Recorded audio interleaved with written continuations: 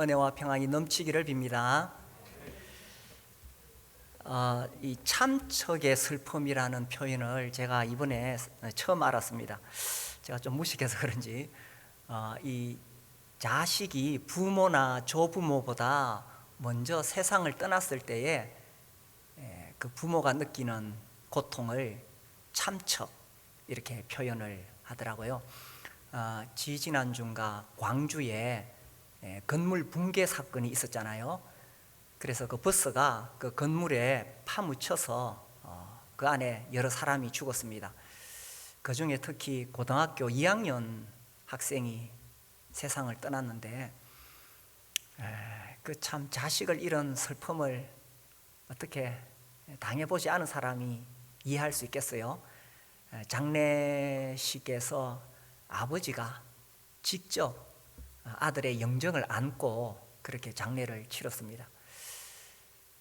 장례를 치르고 그 다음 날에도 합동 분향소에 와서 그 아버지가 오열을 터뜨리면서 괴로워했습니다. 참척의 슬픔, 자식을 먼저 보낸 그 슬픔. 부모는 땅에 묻고 자식은 가슴에 묻는다, 이런 말이 내려오지요. 참 안타까운 일이었습니다. 죽음은 언제 누구에게 어떻게 찾아올지 아무도 알 수가 없지요. 그래서 우리가 죽음에 대해서 생각해 볼 필요가 있습니다. 그런데 사실 현대인들은 죽음에 대해서 관심이 없고 또 잊어버리고 살고 있지요. 제가 어느 책에서 읽었는지 이런 이야기가 나오더라고요. 고대인들은 관심이, 가장 큰 관심이 죽음이었다. 그리고 중세인들은 죄 문제였다. 현대인들은 뭘까요? 돈입니다. 그래서 고대에는 피라밋을 만들고 또 미라를 만들고 이렇게 했지요. 중세에는 면죄부를 팔았습니다.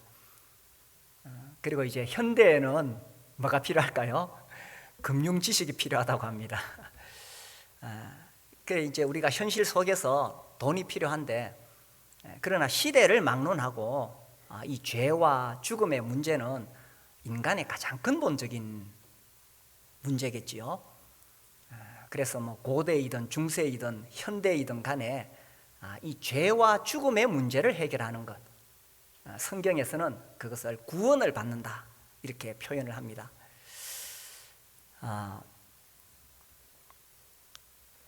우리 교회가 처음 시작할 때에 사실 저는 이렇게 체계적으로 목회에 대해서 배우지를 못했고 어떤 뚜렷한 목회 철학이 있었던 건 아닙니다.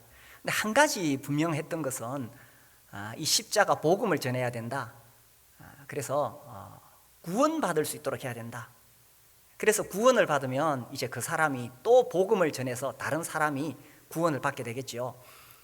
그래서 구원을 받도록 하는 것이 교회를 세우는 것이다. 지금도 여전히 그렇게 믿고 있습니다. 교회의 존재 목적은 영혼 구원하여 제자 삼는 것이죠. 우리가 그동안에 성경 읽기 진도표에 따라서 구약을 쭉 해왔습니다. 오늘은 새생명 확신 모임이 있기 때문에 제가 성경 읽기 진도표에서 신약으로 확 넘어왔습니다. 여기 고넬료 이야기가 나옵니다. 10장 1절에 보시면 가이사랴에 고넬료라 하는 사람이 있으니 이달리아 부대라 하는 군대의 백부장이라. 이방인입니다. 이방인이 어떻게 구원을 받는가? 이 구원의 과정이 사도행전 10장에 쫙 설명이 되어 있습니다. 그래서 고넬료가 구원받는 과정을 통해서 오늘날 사람이 어떻게 구원을 받는가 하는 것을 우리가 알 수가 있습니다. 이 고넬료는 굉장히 경건한 사람이었기 때문에 하나님께서 천사를 보내셨어요. 그래서 베드로를 청해서 어떻게 구원받는지 하나님 말씀을 들으라고 했습니다. 이 베드로가 왔을 때에 이 고넬료가 정말 간절한 마음으로 그 말씀을 받으려고 합니다. 뒤에 넘겨서 24절을 보시면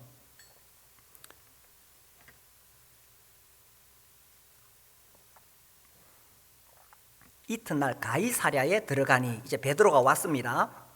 고넬료가 그의 친척과 가까운 친구들을 모아 기다리더니 고넬료가 이 귀한 하나님 말씀을 내 혼자 들을 수 있나?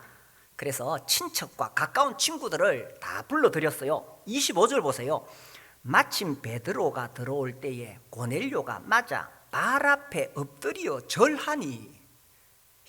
이 고넬료가 얼마나 하나님 말씀에 갈급했는가 하는 걸 볼 수 있죠.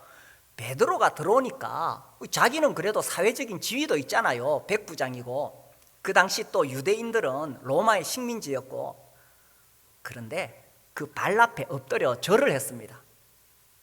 그만큼 갈급했다는 거죠. 베드로가 깜짝 놀랐어요. 아이고 일어나시오. 이렇게 일으킵니다. 33절에 보시면 고넬료가 이렇게 말합니다. 내가 곧 당신에게 사람을 보내었는데 오셨으니 잘하였나이다. 이제 우리는 주께서 당신에게 명하신 모든 것을 듣고자 하여 다 어떻게 해요? 하나님 앞에 있나이다. 이런 자세가 구원을 받는 자세입니다. 우리가 다 하나님 앞에 있나이다. 이 시간에도 이 하나님 말씀 들을 때에 내가 정말 하나님 앞에 있다, 하나님 말씀을 듣겠다 하는 마음으로 이 시간 들으시면 구원을 받으실 수가 있습니다.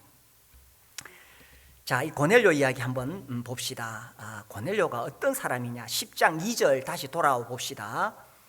그가 경건하여 온 집안과 더불어 하나님을 경외하며 백성을 많이 구제하고 하나님께 항상 기도하더니. 참 훌륭한 사람이지요. 참 신실한 사람입니다. 경건했다고 되어 있고요. 자기 혼자만 경건한 것이 아니라 온 집안과 더불어, 참 그죠? 자기 아내, 자식들, 이렇게 온 가족들이 다 하나님을 경외했고, 하나님과의 관계뿐만 아니라 백성을 많이 구제했어요. 정말 훌륭하죠. 그리고 하나님께 항상 기도하더니, 그렇죠. 신앙생활에 있어서 항상 기도하는 것은 너무너무 중요한 것입니다. 그렇죠? 아무튼 이 고넬료는 모든 믿는 자의 본이 됩니다. 제가 어떤 목사님 설교를 들었어요. 아주 대구의 큰 교회 목사님인데, 이분이 이제 이 고넬료 이야기를 쭉 설교를 하시는데, 이 고넬료가 얼마나 경건한가, 우리가 정말 이렇게 고넬료를 본받아서 신앙생활을 해야 된다. 그래서 제가 끝까지 들었어요. 그런데 결론이 이 고넬료처럼 경건해야 된다, 이렇게 끝이 나더라고요. 그래서 제가 깜짝 놀랐어요. 제가 물론 그분을 폄하하려는 생각은 아닙니다. 그런 생각 조금도 없어요. 사도행전 10장은 고넬료를 본받아서 우리도 이렇게 경건하게 살자가 아닙니다. 이 고넬료 이야기를 적은 것은, 이 첫 번째는 이 고넬료처럼 하나님을 간절히 찾는 사람을 하나님께서 구원해 주신다는 것이 여기 담겨 있고요. 그 다음에 그보다 더 중요한 것은 고넬료처럼 이렇게 경건한 사람도 이 경건한 삶으로는 구원받을 수 없다. 이 사람에게도 구원자가 필요하다. 이거 전하려고 사도행전 10장 기록된 거예요. 왜냐하면 고넬료도 죄인이니까. 이 고넬료처럼 이렇게 경건하게 사는 것은 참 훌륭하죠. 그러나 이것으로 구원받을 수 없다는 것입니다. 그래서 구원자가 필요하다라는 것입니다. 이게 사도행전 10장이에요. 이 종교 사람들은 고대 때부터 죄와 죽음의 문제를 해결하려고 그래서 만들어낸 것이 종교지요. 불교, 유교, 천주교, 기독교도 하나의 종교가 될 수 있습니다. 저는 기독교라는 용어를 잘 안 씁니다. 그게 틀린 말은 아닌데, 왜냐하면 기독교를 하나의 종교로 생각할까 봐, 오해할까 봐. 아무튼 사람들이 만들어낸 종교는 뭐냐? 인간의 행위를 강조합니다. 경건하게 살고 공로를 쌓고 선행을 베풀고 금욕하고 또 어떤 신비 체험을 하면 구원받을 수 있다. 그렇게 해서 이 죄와 죽음의 문제를 해결한다. 이것이 종교입니다. 그런데 성경은 그렇게 말하지 않습니다. 성경은 인간이 만들어낸 종교가 아니라 하나님으로부터 내려온 계시거든요. 하나님이 계시해 주셨거든요. 인간의 사상과 철학이 아닙니다.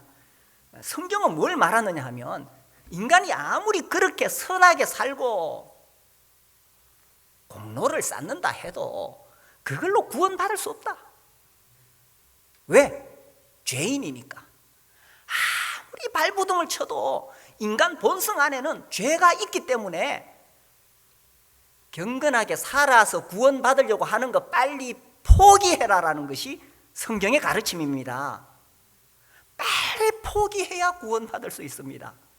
내 힘으로 안 된다는 것, 자기 힘으로 구원받는다. 신학 서적에 보면 자력구원이라는 표현이 많이 나와요.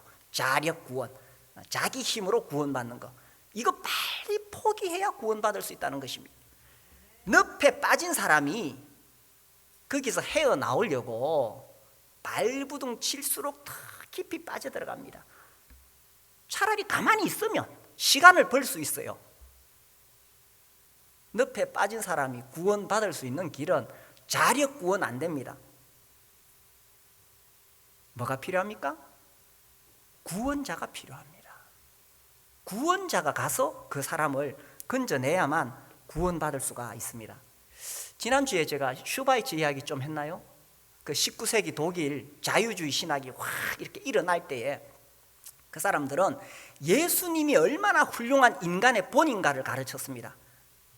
그래서 예수님처럼 그렇게 훌륭한 삶을 살아야 된다고 가르쳤습니다. 그런데 그 밑바닥에 뭐가 빠져 있느냐? 인간이 근본 죄인이라는 사실을 간과하고 있다는 거예요. 물론 우리가 예수님의 그 선하신 본을 따라 살아야 됩니다. 그러나 그것으로 구원받을 수 있는 것은 아니라는 거예요. 왜? 인간은 근본 죄인이니까. 그런데 이 자유주의 신학은 그것을 망각해 버렸는 거예요. 사람들이 교회에 나오는 이유가 뭐냐? 교회에서 우리가 이제 위로의 메시지, 위안의 메시지를 들을 수가 있습니다. 참 살기 힘든 세상이죠. 요즘같이 코로나 때문에 또 이 자영업 하시는 분들은 너무너무 힘듭니다. 그래서 그런 분들에게 정말 위로의 메시지가 필요합니다. 저도 계속 그렇게 정말 우리 하나님의 은혜와 위로를 전하려고 그렇게 했습니다. 그러나 근본적으로 하나님과 나의 이 관계가 회복되는 것이 가장 더 우선입니다. 최근에 우리 교회에 지금 새로 나오시는 분들이 많이 계시기 때문에 제가 오늘은 작정하고 이 말씀을 전하려고 합니다. 먼저 하나님과 나 사이를 가로막고 있는 이 죄의 문제, 그리고 죄의 싹은 사망이거든요. 성경은 항상 죄 다음에 항상 죽음이 따라 나옵니다. 이것을 해결하지 않으면, 구원받지 않으면 아무리 좋은 말씀 듣고 위로받아도 결국 그 죄 때문에 지옥 간다는 것입니다. 그래서 오늘 이 말씀을 잘 들으시고 정말 이 죄와 죽음의 문제를 하나님께서 어떻게 해결하셨는지를 발견하고 구원받으실 수 있게 되기를 바랍니다.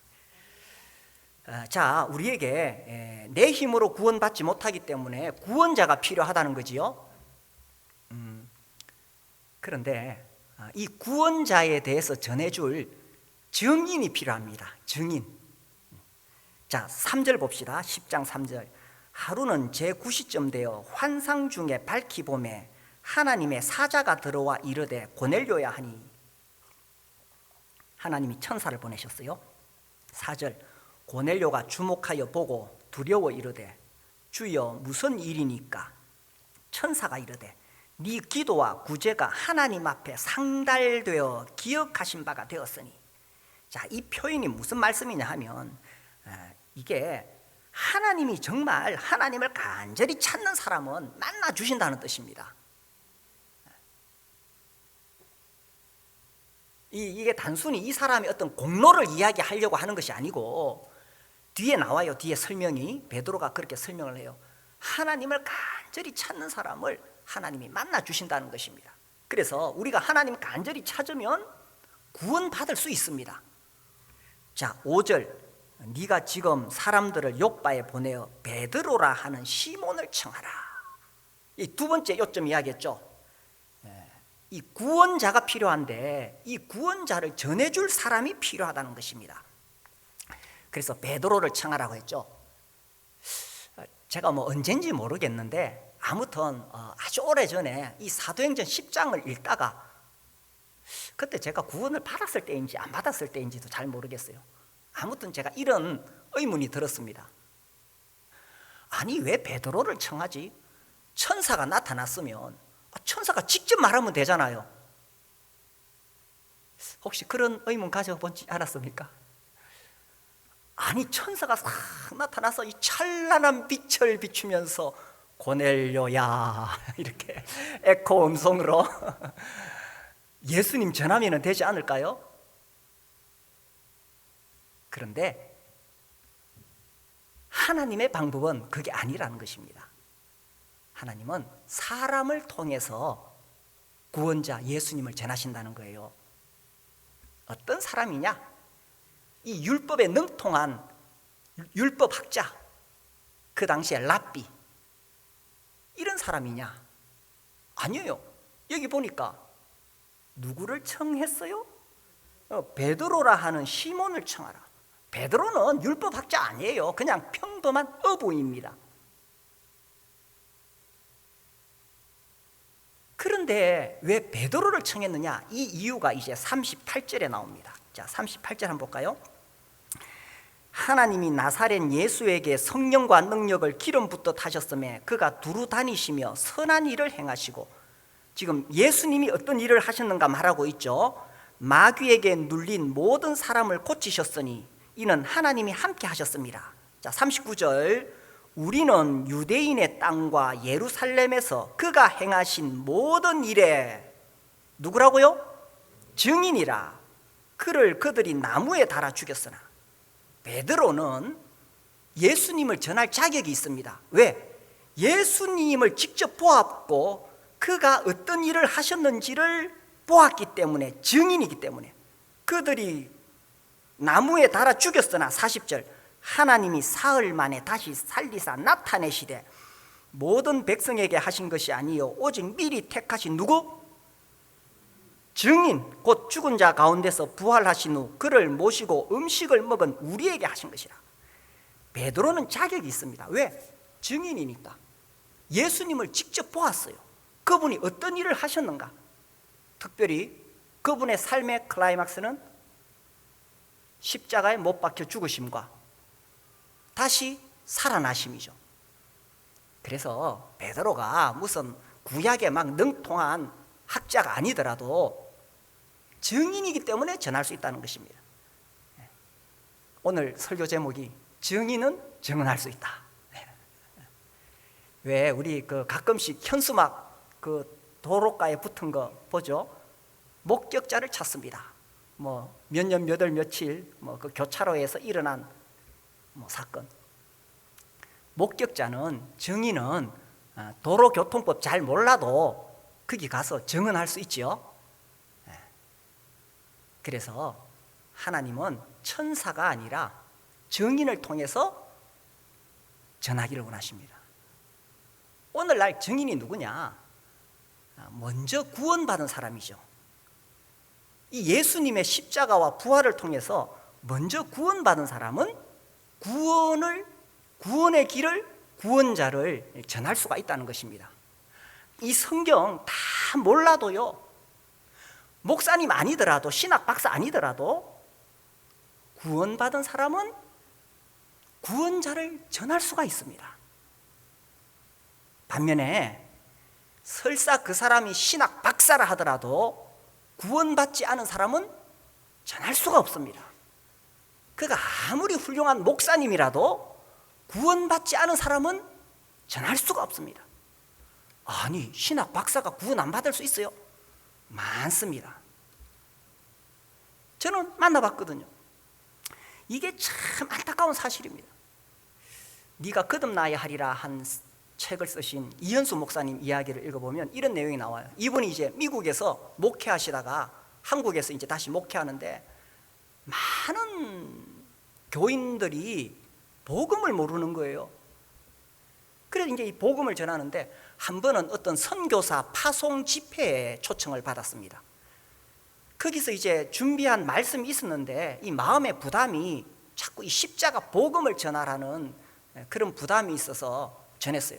마치고 나서 자, 오늘 처음 구원의 확신을 가지신 분 손 들어보라고 했어요. 깜짝 놀랐어요. 절반이 손을 들더라는 거예요.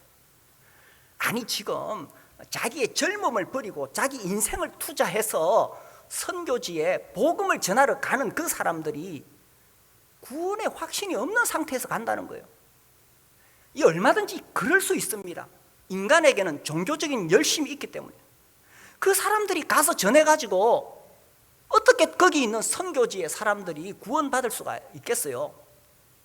제가 이런 이야기 하기가 굉장히 조심스럽지만 뭐 책에 분명하게 나오니까 제가 책을 소개했을 뿐입니다. 제가 뭐 어떤 다른 목사님들이나 다른 교회를 폄하할 생각은 조금도 없습니다. 최근에 제가 이 마틴 로이드 존스의 글을 보고 깜짝 놀랐어요. 20세기 정말 위대한 설교자로 손꼽히는 분이시죠. 혹시 이름 들어보셨나요? 영국의 마틴 로이드 존스라고. 뭐 그분 책이 엄청 번역돼 있고 저도 어제 저녁에 자기 전에 그분 책을 읽다가 잤어요. 아주 대단한 정말 복음주의적인 그런 설교가죠. 이분이 나중에 이런 말을 합니다. 자신의 부친이, 그 아버지도, 뭐 영국은 다 기독교인들이니까 자기 아버지도 자신의 부친이 한 번도 진정한 의미에서 복음을 듣지 못하고 돌아가셨을 것이라고 통탄하며 자신의 경험을 이렇게 고백했다. 나는 내가 참으로 죄를 지적하는 복음 설교를 한 번도 들어본 적이 없음을 나중에 발견했다. 아버지하고 같이 교회를 계속 다녔지요. 그런데 나중에 자기가 생각해 보니까 교회에서 이 죄를 지적하는 복음적인 설교를 들어본 적이 한 번도 없다는 거예요. 그러니까 교회 나오면 당연히 예수 믿고 구원받은 것으로 간주하니까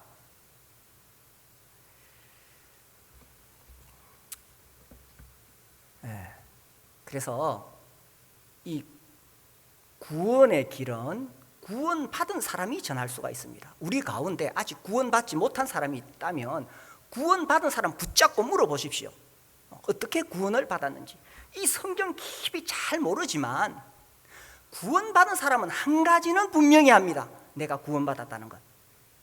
요한복음 9장에 보면 날 때부터 소경된 사람의 이야기가 나와요.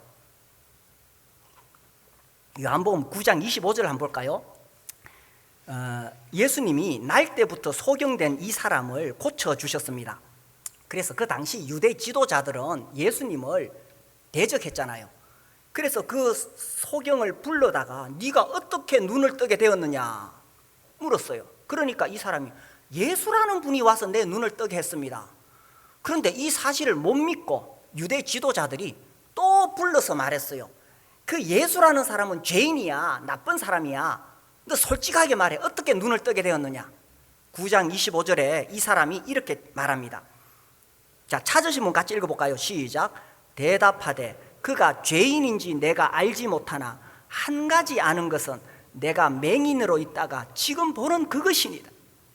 그 예수라는 사람이 뭐 죄인인지 당신들이 말하는 것처럼 나쁜 사람인지 나는 몰라요. 한 가지 내가 아는 것은 내가 날 때부터 맹인이어서 볼 수 없는 사람이었는데 지금은 눈을 떠서 본다는 것입니다. 구원받으면요, 이 성경 잘 몰라요. 선악과 왜 만드셨는지, 따먹을 줄 알면서 왜 하나님이 만드셨는지 그거 설명할 수 없어요. 그러나 분명한 것은 이제는 내가 내 모든 죄 예수님의 십자가 피로 용서되었다는 거 믿습니다. 나같이 악하고 더러운 자가 예수님 부활하셔서 나를 의롭다고 하신 거 그거 믿습니다. 그래서 내가 구원받아 이제 하나님 자녀가 되었고 오늘 죽어도 천국에 갈 수 있다는 거, 그거는 압니다. 그가 죄인인지 내가 알지 못하나 한 가지 내가 아는 것은 맹인으로 있다가 지금 눈을 떠서 보는 것입니다. 이 구원받은 사람 마음에는 뜨거움이 있습니다. 야, 이걸 전해야 돼.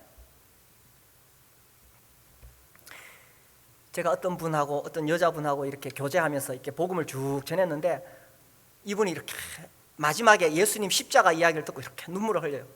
저는 이 개인 교제하다가 여자들이 눈물 흘리는 거 잘 안 믿습니다. 가짜가 많더라고요.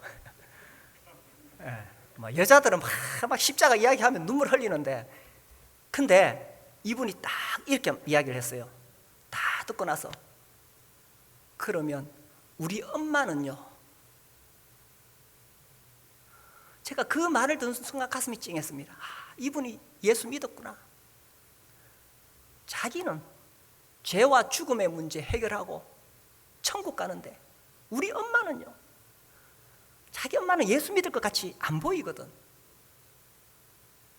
구원받은 사람 마음속에는 이런 안타까움이 있다는 사실입니다. 지난주에 이제 우리 자매님 한 분이 오셔가지고 이제 목양실에서 이렇게 이야기하다가 뭐 여기 계시는데, 자기가 처음 구원받고 너무 좋아서 이것을 부모님에게 전해야 되겠다. 부모님만 아니라 시부모님에게도 전해야 되겠다. 그래서 이 젊은 세대기 오래 전이죠. 뭐 한 30년 전일까요? 시부모님한테 가서 전하려고 애쓰는 그 이야기를 들으면서 이게 구원받은 사람의 마음이라는 겁니다. 정말 구원받으면 안타까움이 있어요. 내 가장 가까운 사람들을 향해서. 왜? 진짜 천국과 지옥을 믿으니까. 그리고 나는 예수님의 십자가와 부활을 통해 구원받았으니까. 우리 교회에 이런 뜨거움이 회복되기를 바랍니다. 제가 여러 교회를 방문하면서도 듣는 이야기가 이거예요. 요즘은 구원받아도 사람들이 변화가 없다. 지금 생각해 보니까 그 이유가 있어요. 먼저 구원받은 사람들 마음속에 이 열정이 식어버리니까 새롭게 구원받고 들어오는 사람이 이게 전달이 안 되는 거예요.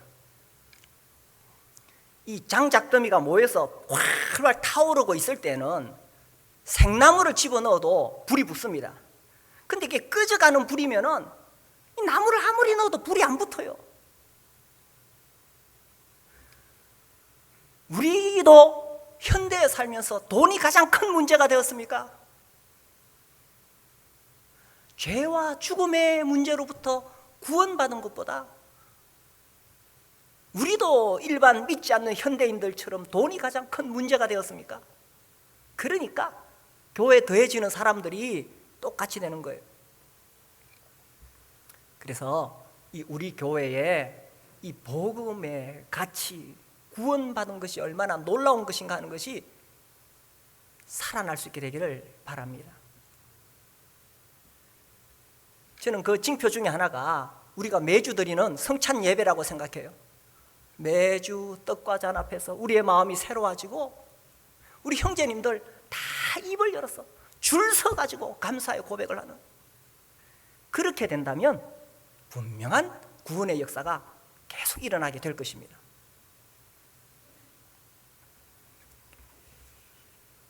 그래서 누가 구원자를 전할 수 있느냐? 증인은 증언할 수 없다. 천사는 절대로 못합니다. 왜? 자기가 십자가의 의미를 경험하지 못했으니까. 누가 하느냐? 먼저 구원받은 사람이 한다는 것입니다. 그래서 이 증인이 증언을 하는데 뭘 증언하느냐? 10장 42절을 보겠습니다.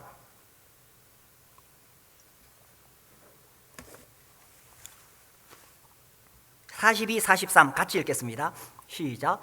우리에게 명하사 백성에게 전도하되 하나님이 살아있는 자와 죽은 자의 재판장으로 정하신 자가 곧 이 사람이 증언하게 하셨고 그에 대하여 모든 선지자도 증언하되 그를 믿는 사람들이 다 그의 이름을 힘입어 죄사함을 받는다 하였느니라.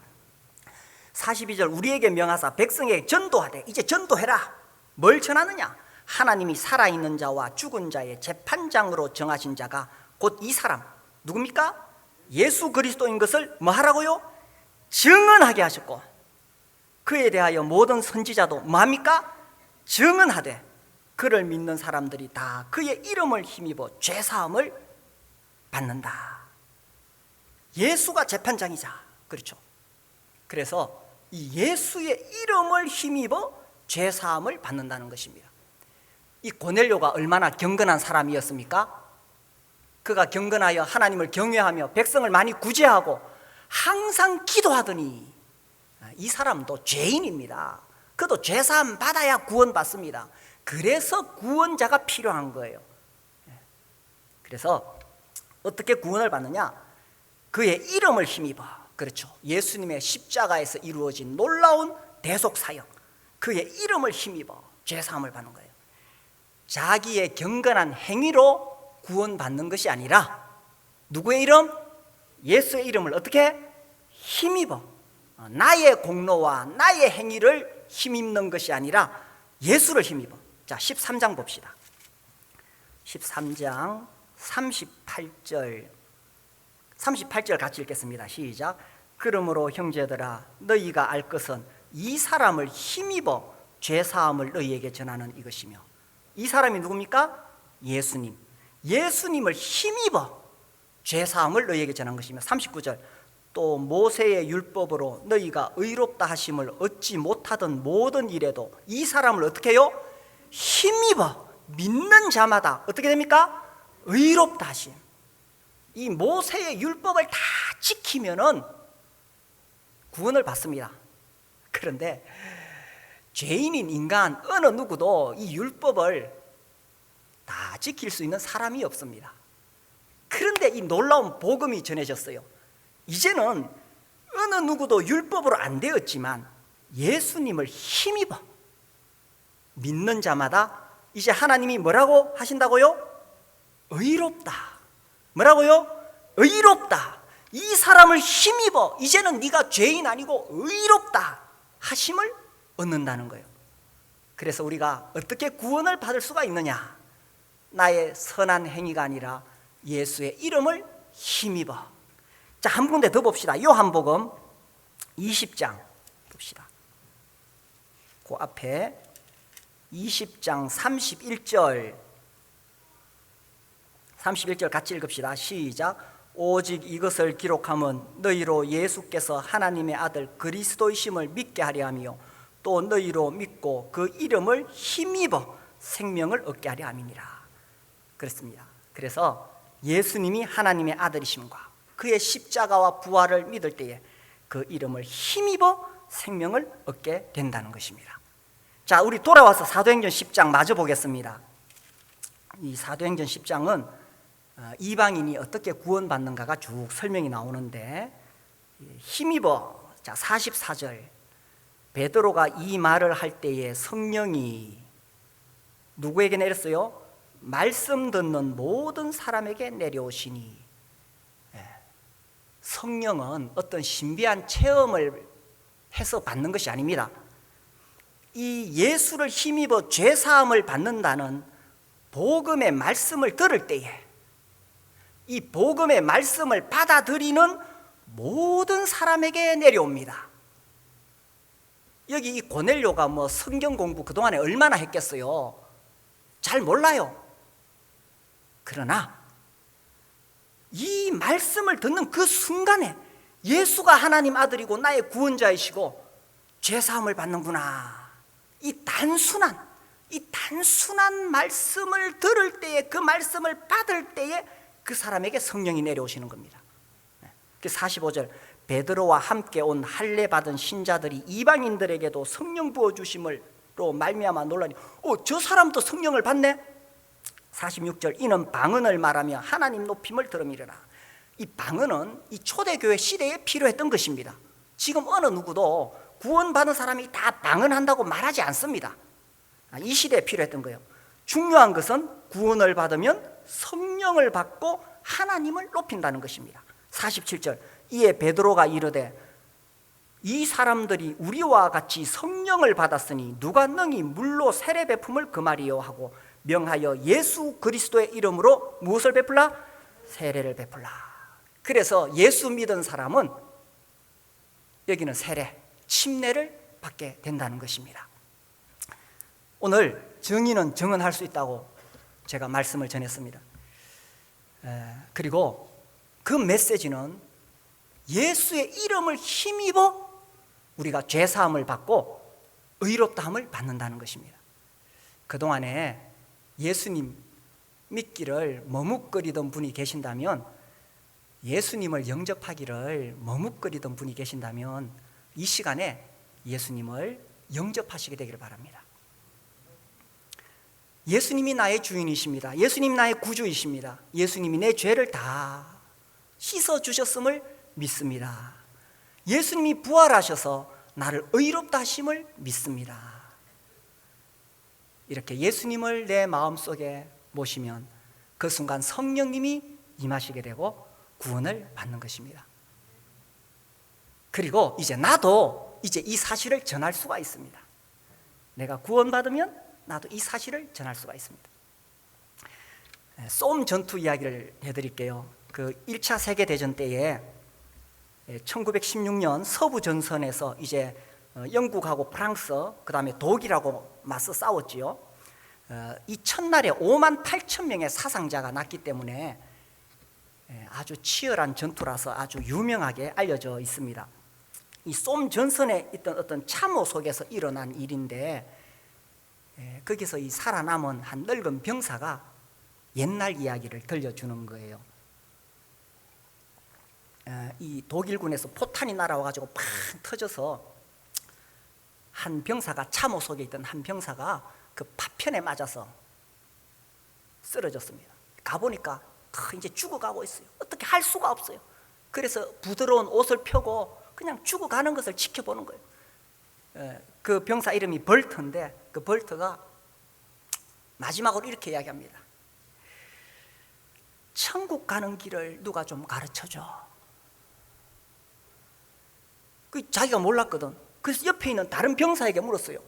벌트가 지금 죽어가고 있는데 천국 가는 길을 알고 싶어 한다. 근데 그 병사도 몰랐어. 지금 이 참호 속에서 쭉 떨어져서 막 총을 쏘고 있거든. 또 옆에 사람에게 크게 이야기했어요. 벌트가 죽어가는데 천국 가는 길을 알고 싶어 한다. 근데 16명이 쫙 다 물어봤는데 아무도 몰라요. 이 기독교 국가라고 하는 영국에서 자라온 사람들인데, 마지막 병사가 그 이야기를 듣고는 자기 전우가 죽어가니까 거기서 참호 속에서 뛰어나왔어요. 달려가서 그 옆에 있는 참호로 뛰어들었어요. 그리고 거기 가보니까 한 병사가 막 총을 쏘고 있거든. 지금 우리 참호에 내 친구가 죽어가는데 천국 가는 길을 알고 있느냐고 물었어요. 그러니까 그 병사가 알다 마다 그러면서 호주머니에서 신약 성경을 꺼내더니만 딱 접어줘요. 여기 줄 건 거 요거를 읽어주라고. 그걸 들고 또 뛰어왔어요. 그게 또 전달됐어요. 16명 전달돼서 마지막에 병사가 그걸 들고 읽어줍니다. 그 내용이 뭐냐? 요한복음 3장 16절. 하나님이 세상을 이처럼 사랑하사 독생자를 주셨으니 이는 그를 믿는 자마다 멸망치 않고 영생을 얻게 하려 하심이라. 한 번 더 읽어줬어요. 하나님이 세상을 이처럼 사랑하사 독생자를 주셨으니 이는 그를 믿는 자마다, 벌트가 믿는 자마다 따라했습니다. 벌트가 믿는 자마다 한 번 더 따라하고는 얼굴에 미소를 지으며 잠들었습니다. 우리의 어떤 경건한 행위가 아니라 우리 같은 죄인도 하나님이 보내주신 독생자 예수 그리스도 믿는 자마다 멸망치 않고 영생을 얻을 수가 있습니다. 이 놀라운 진리를 전하는 증인들이 될 수 있게 되기를 바랍니다. 우리 오늘 불렀던 찬송 함께 하겠습니다. 오 예수님.